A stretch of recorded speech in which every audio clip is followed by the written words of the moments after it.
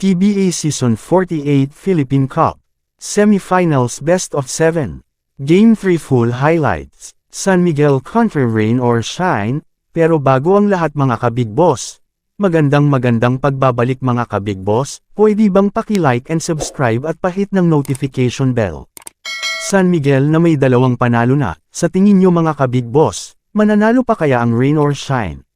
Sa aking opinion lang mga ka-Big Boss, wala talagang kalaban-laban ang Rain or Shine.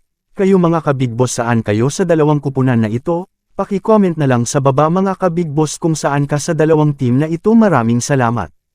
Inside, little game, thought about it. Trying to get rid of Chris Ross, and he managed to.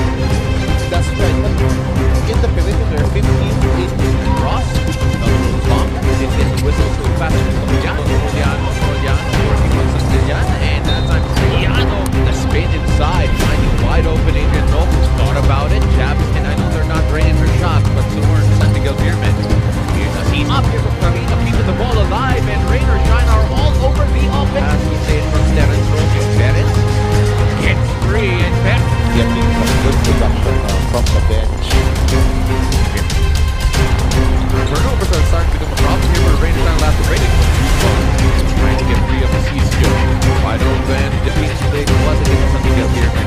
And one more memorable highlights of Ike, despite the fracture. What about Jumar Fajardo? This kid is fearless. You notice here is also checks in for the first time. Pressure Lassiter. Against Santilla. Now working on Big Manuel. And is happening in today's game.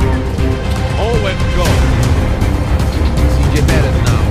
Working on that. Traveling the back of the front of him. He puts his head down and he will take it strong to the basket. So,